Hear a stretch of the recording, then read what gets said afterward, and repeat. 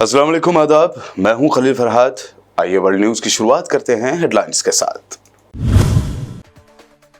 Syria में हुकूमत Nawaz force और हुकूमत मुखालिफ मुसल्लह ग्रुपों के दरमियान शदीद लड़ाई, 200 अफराद के मारे जाने की रिपोर्ट। ईरान ने हमलों के पीछे बताया इसराइल और अमेरिका का हाथ। फलस्तीन की तारीखी मस्जिद इब्राहिमी का कंट्रोल अपने हाथों में लेने की सियोनी हुकूमत की नापाक कोशिश। मस्जिद इब्राहिमी की तारीखी इस्लामी हैसियत को तब्दील करने का मंसूबा शुरू।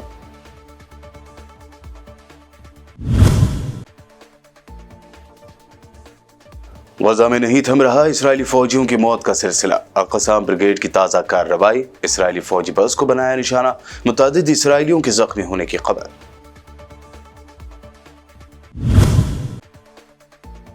यूक्रेन को एटमी हथियारों से मुसल्लह करने की कोशिश पर रूसी सदर पुतिन ने किया खबरदार। कहा, यूक्रेन अगर बन गया जोहरी ताकत तो इस सूरत में हम कर देंगे न्यूक्लियर वेपन से हमला। संभल का दौरा करने निकले समाजवादी पार्टी के वफद को यूपी पुलिस ने रोक दिया। अखिलेश यादव का फूटा गुस्सा, कहा इश्तियाल अंगेज नारे लगवाने वालों को रोकते तो संभल का भाईचारा और अमन नहीं बिगड़ता। और महाराष्ट्र कांग्रेस लीडर और एमएलसी भाई जगताप ने इलेक्शन कमीशन को बताया कुत्ता। कहा, कुत्ता बन के पीएम के बंगले के बाहर बैठता है इलेक्शन कमीशन, बैलेट पेपर से वोटिंग का किया मुतालबा। ये थी हेडलाइंस। बढ़ते हैं खबरों की तफसील की जानिब। मुल्क शाम यानी सीरिया में सदर बशार अल असद की अफवाज और हुकूमत मुखालिफ मुसल्लह ग्रोहों के दरमियान होने वाली लड़ाई हलब शहर के मज़ाफ़ात के 1 किलोमीटर के अंदर तक पहुंच गई है। रिपोर्ट के मुताबिक ये झड़पें सबसे पहले गुज़िश्ता सुबह हलब के मगरबी देही इलाकों में शुरू हुई और दिन भर जारी रहीं। मुसल्लह ग्रोहों ने सीरिया के शहर हलब और इदलिब सूबों में 24 मज़ीद देहात और मकामात पर कब्जा कर लिया है। हलब के वेस्ट में 32 देहात और मकामात भी वो काबिज कर चुके हैं। हुकूमत मुखालिफ ग्रोहों ने हलब शहर के मज़ाफ़ात में पहुंचकर तकरीबन 400 स्क्वायर किलोमीटर के इलाके पर कब्जा कर लिया है, जबकि हलब नेराब अस्करी हवाई अड्डे पर भी ड्रोन से हमला किया गया और एक हेलीकॉप्टर को तबाह कर दिया। मीडिया रिपोर्ट्स के मुताबिक सीरिया में जारी इन झड़पों में अब तक 200 अफराद के मारे जाने की गैर मुसद्दक़ा इत्तलात हैं।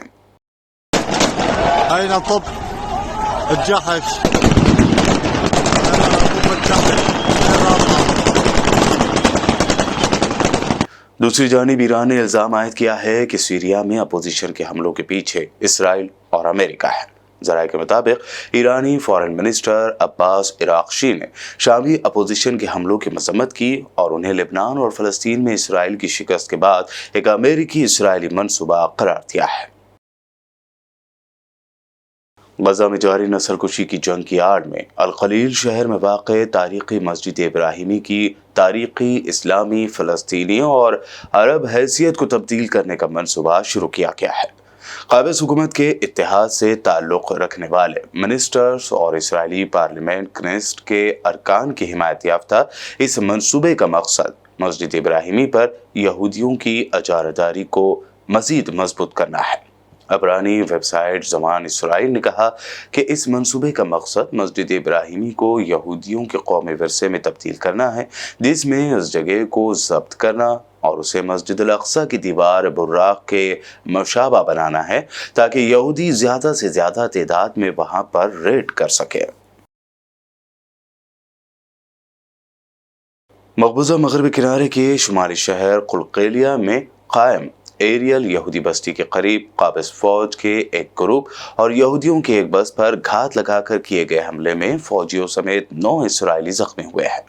अल-क़स्साम ब्रिगेड ने इस कार्रवाई की जिम्मेदारी कबूल कर ली है। इसराइली मीडिया ने इत्तला दी है कि ये कार्रवाई गेटियो एसार मोड़ के करीब की गई, जो मकबूजा मगरबी किनारे के नॉर्थ में सल्फियत शहर की जमीन पर कायम एरियल बस्ती के करीब है।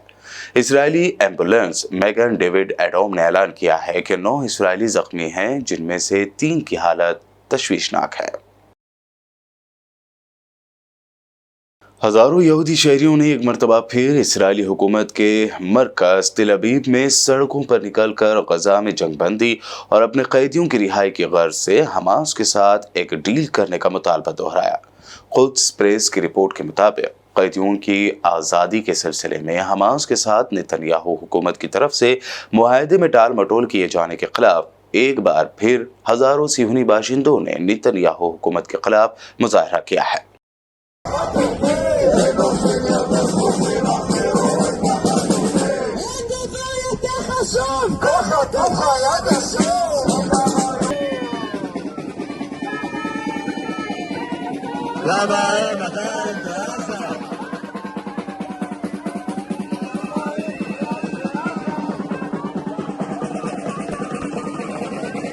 सऊदी अरब ने इसराइल के साथ ताल्लुकात को मामूल पर लाने के बदले में अमेरिका के साथ दिफाई मुआहदे की कोशिश को तर्क कर दिया है।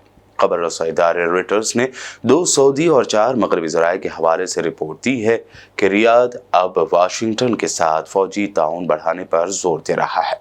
बता दें कि सऊदी अरब ने इस साल के आगाज में अमेरिका के साथ एक वसी पैमाने पर बाहमी सलामती के मुआहदे के हुसूल की कोशिश में फ़लस्तीनी रियासत के बारे में एक नर्म मौक़िफ़ का इजहार किया था। रूस के सदर व्लादिमीर पुतिन ने यूक्रेन को एटमी हथियारों से मुसल्लह करने की कोशिश पर न्यूक्लियर वेपन्स इस्तेमाल करने की धमकी दे दी है।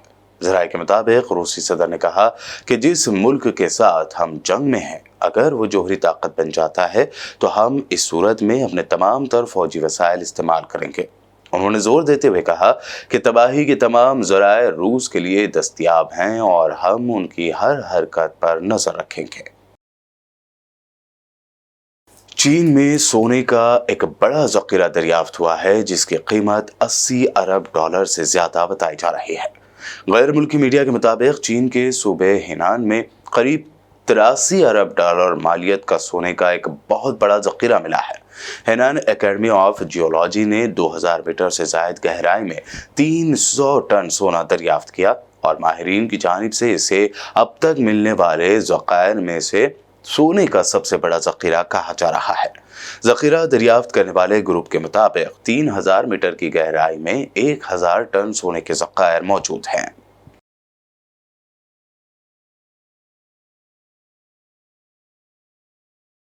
बुलेटिन में खबरों का सिलसिला लगातार यूं ही जारी रहेगा। फिलहाल रुकते हैं एक छोटे से ब्रेक के लिए।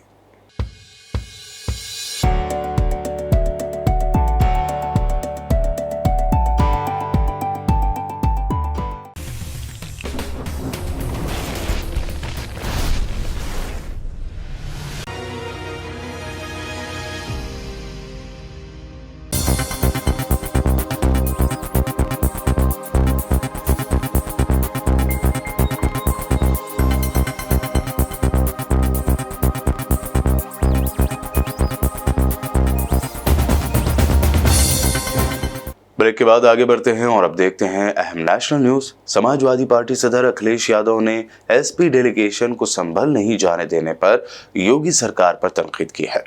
अखिलेश यादव ने एक्स पर पोस्ट करते हुए लिखा कि पाबंदी लगाना बीजेपी सरकार की हुकूमत और इंतजामिया और सरकारी सिस्टम की नाकामी है। ऐसी पाबंदी अगर सरकार उन पर पहले ही लगा देती जिन्होंने दंगा फसाद करवाने का ख्वाब देखा और इश्तियाल अंगेज नारे लगवाए तो संभल में भाईचारा और अमन का माहौल बिगड़ता नहीं। अखिलेश यादव ने आगे मजीद लिखा कि बीजेपी जैसी पूरी की पूरी कैबिनेट एक साथ बदल देते हैं, वैसे ही संभल में ऊपर से लेकर नीचे तक का पूरा इंतजामी बोर्ड सस्पेंड करके उन पर साजिश और गफलत का इल्जाम लगाकर हकीकी कार्रवाई की जाए और उन्हें बरतरफ किया जाए और किसी की जान लेने का केस भी दर्ज किया जाए। बता दें कि एसपी लीडर माता प्रसाद की क़यादत में आज समाजवादी पार्टी का एक वफद संभल जाने वाला था, लेकिन पुलिस ने उन्हें जाने से रोक दिया। डीएम ने वहां दफा 163 लगा दी। पुलिस ने माता प्रसाद को संभल जाने से रोकते हुए सड़क ब्लॉक कर दी। माता प्रसाद ने कहा कि अगर मीडिया संभल जा सकती है तो वो क्यों नहीं।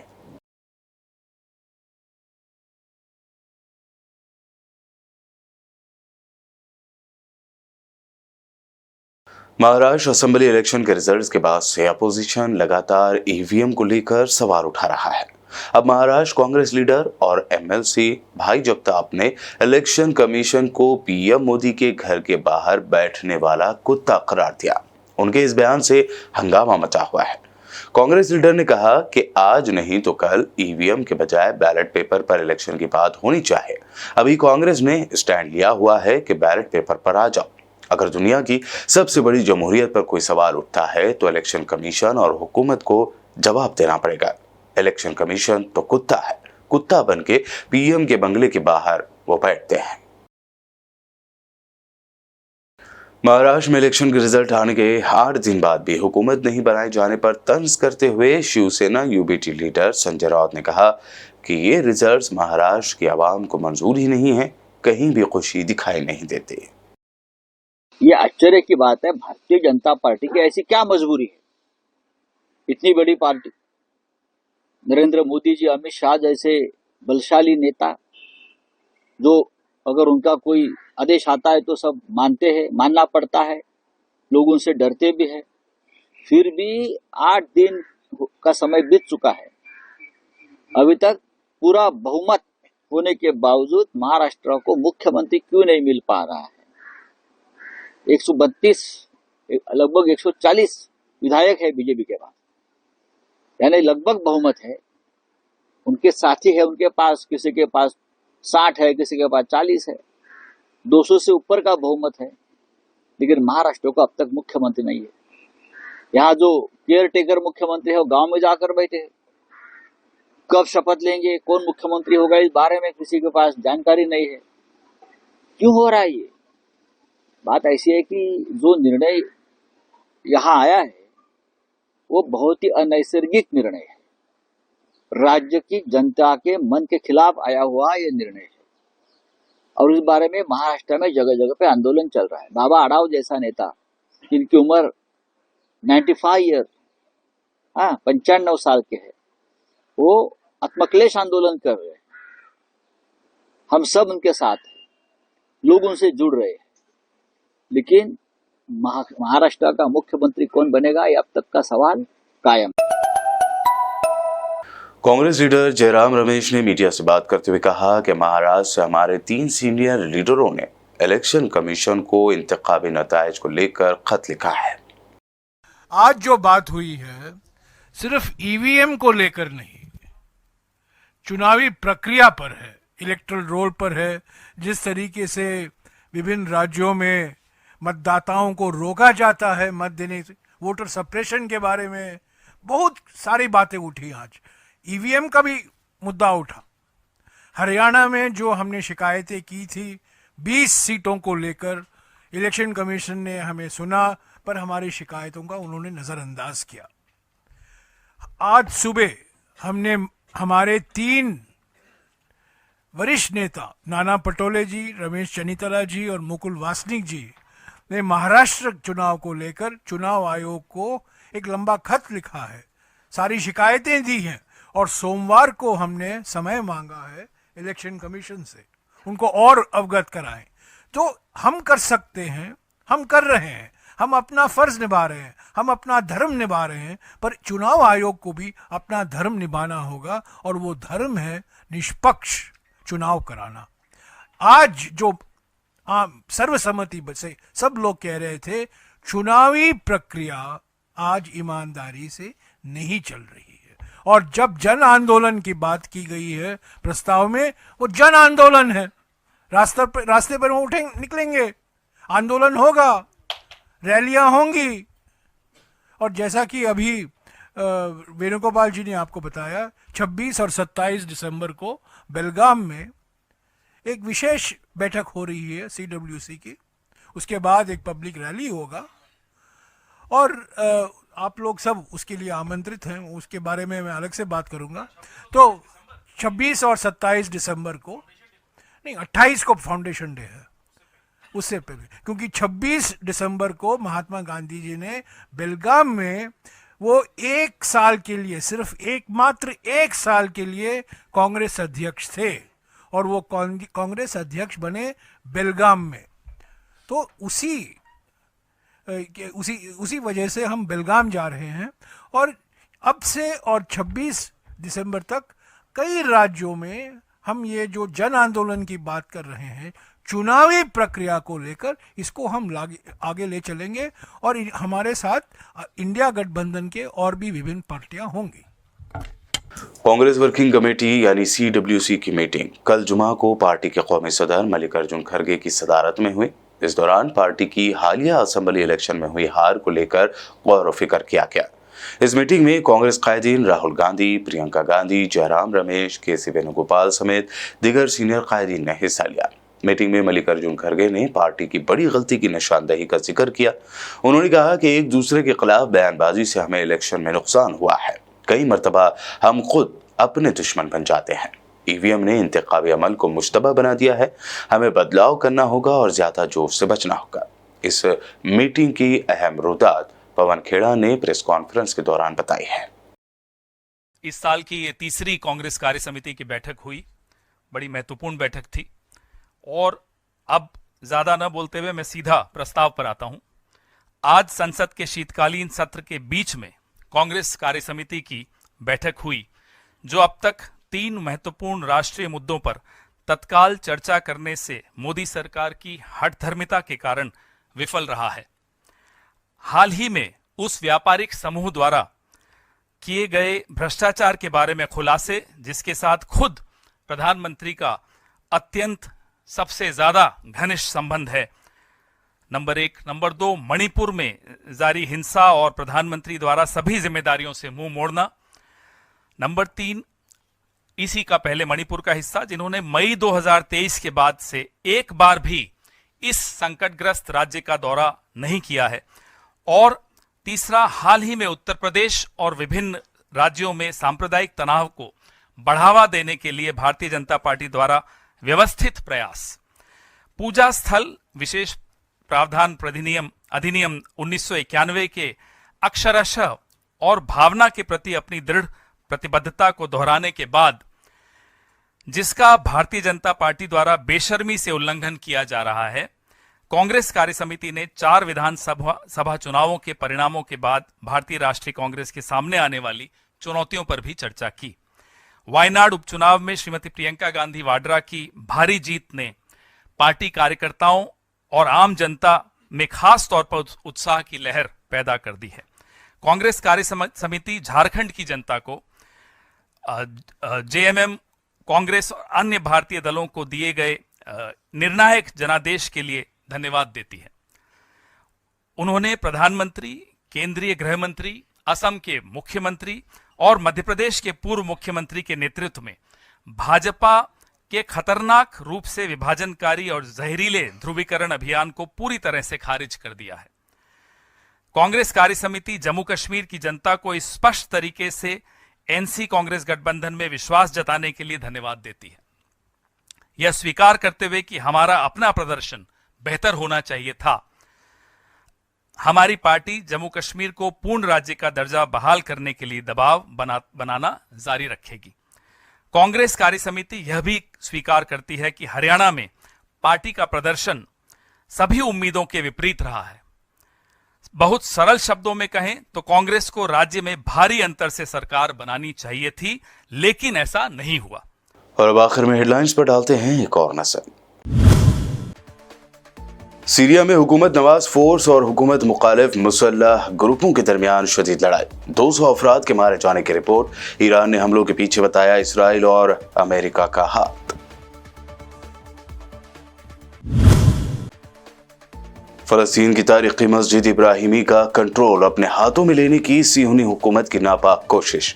मस्जिद इब्राहिमी की तारीखी इस्लामी हैसियत को तब्दील करने का मंसूबा शुरू।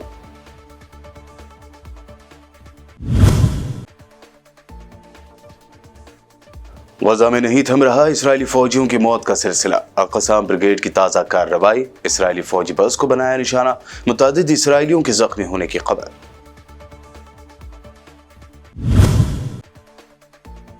यूक्रेन को एटमी हथियारों से मुसल्लह करने की कोशिश पर रूसी सदर पुतिन ने किया खबरदार। कहा, यूक्रेन अगर बन गया जोहरी ताकत तो इस सूरत में हम कर देंगे न्यूक्लियर वेपन से हमला।